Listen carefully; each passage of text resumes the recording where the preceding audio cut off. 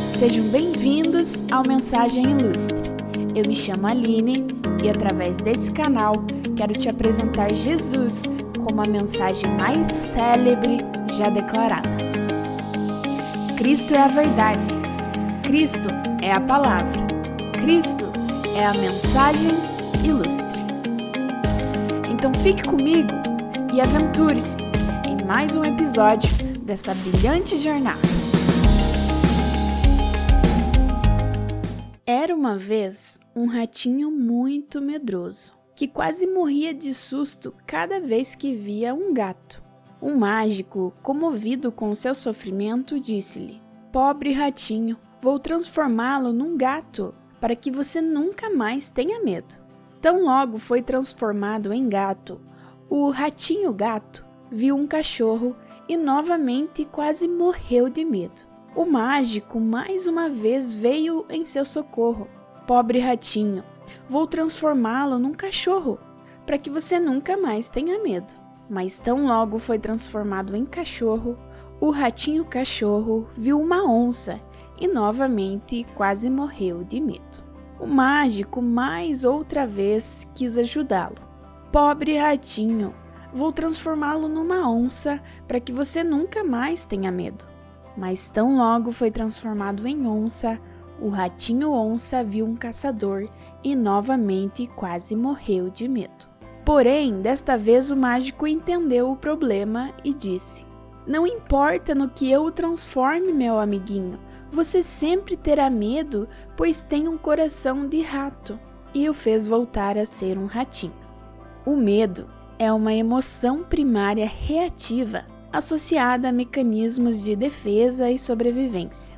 Se ele não existisse, a vida não duraria muito. Afinal, prever e evitar riscos desnecessários é fundamental para a manutenção da integridade. O problema do medo é quando ele toma a posição de domínio sobre nós, se torna exageradamente parte de nossas emoções em situações nas quais ele não é favorável. Essa experiência pode se manifestar de maneiras diversas com cada um. Há aqueles que são estimulados a correr, fugir, se esconder ou ter alguma outra reação corporal quando o medo se instala, como também há aqueles que paralisam, que congelam, que ficam inertes de qualquer tipo de ação. Infelizmente, a nossa capacidade de raciocinar também nos permite criar temores internos a respeito de riscos e perigos que na realidade nunca vão acontecer de fato. Angústias irreais, geradas no campo da imaginação e influenciadas talvez por experiências passadas, que em geral não passam de uma ilusão aterrorizante. A história do ratinho nos ensina que a alteração das circunstâncias não nos inibe dos medos da vida quando não decidimos reinstalar no coração os conceitos sobre quem somos. Deus nos garante a identidade mais valiosa que alguém pode ter para não se sentir extremamente atemorizado diante dos enfrentamentos da vida. Mas essa segurança não se torna realidade se não produzirmos uma autopercepção a respeito de quem realmente somos em Cristo. O medo é prejudicial principalmente quando nos impede de aproveitar as oportunidades que são únicas. E eu te garanto que perder oportunidades é mais assustador do que o medo de aproveitá-las. Você mesmo pode confirmar isso para você. Pensa aí em algo que você deixou de fazer por medo e depois se arrependeu amargamente. O medo chega a ser burro às vezes, porque ele é criado a partir de conceitos que diariamente são derrubados por quem enfrenta essas experiências. Por exemplo, o medo de viajar de avião. É só você ver a proporção de aviões que caem comparado à quantidade de voos que ocorre ininterruptamente ao redor do globo terrestre todos os dias. É algo irrisório. Se comparado aos acidentes automobilísticos, então, é infinitamente menor. Ou seja, todos os dias, o conceito de queda do avião está sendo desmantelado e mesmo assim existem muitas pessoas que nutrem um medo exagerado sobre ele. Essa desinteligência do temor nos anula das boas experiências, nos exclui das ótimas oportunidades, nos arranca dos cenários de protagonismo, faz com que a gente se contente com o bom, quando na realidade poderíamos viver o maravilhoso. O medo precisa existir, mas ele deve estar na situação de dominado e não de dominador. Ele precisa se manifestar como uma reação instintiva, mas você deve analisá-lo e decidir se ele cresce ou adormece. Tem uma autora chamada Brené Brown que diz que assumir a própria vulnerabilidade é a chave para uma vida plena. O enfrentamento, a exposição, a atitude de agir, a coragem para tomar posição e partido são essenciais para que possamos viver uma vida de propósito e não ser apenas um figurante inerte e sem brilho no teatro da vida. E isso só é possível se vencermos o medo. Olha o que a Bíblia fala a respeito. Porque Deus não nos tem dado o espírito de covardia, mas de poder, de amor e de moderação. 2 Timóteo 1:7. Perceba que 3 substitutos do medo são apresentados juntos.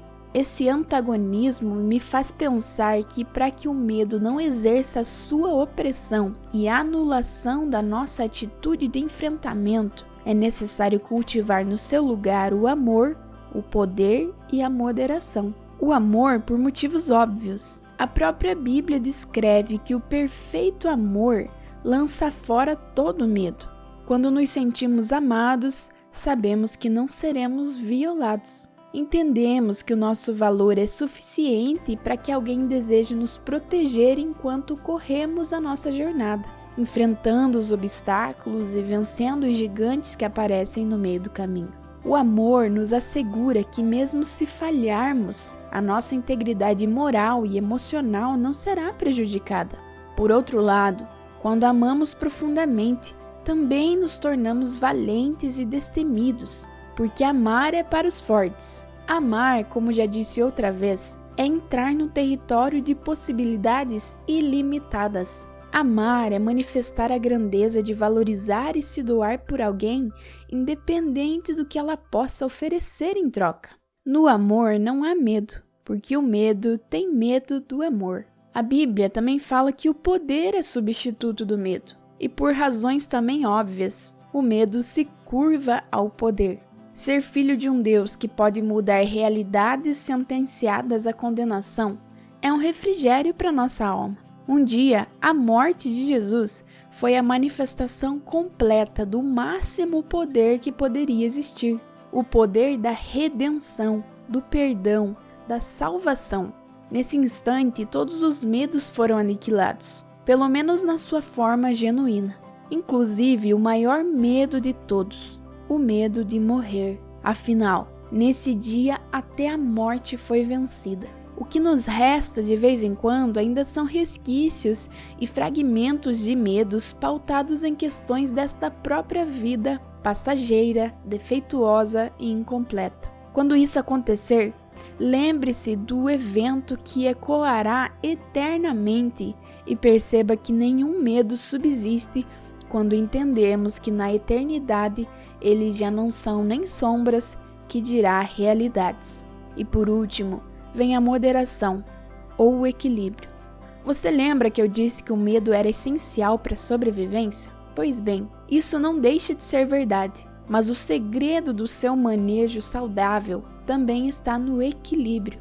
Ele não pode pesar mais na balança do que a sabedoria, do que a habilidade, do que a força, do que os princípios, do que as orientações divinas, do que os propósitos. Se o medo pesa, ele mata.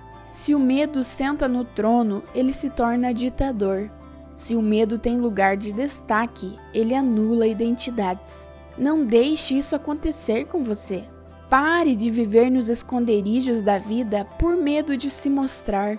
Pare de dizer amém para aquilo que fere os teus princípios por medo da retaliação. Deixe de permanecer na insatisfação pessoal por medo de dar à luz a sonhos e projetos. Medo só é bom para analisar riscos, mas quando chega o momento de agir, ele precisa cair fora. Olhe para Jesus e mostre para o medo onde ele deve ficar. Domínio.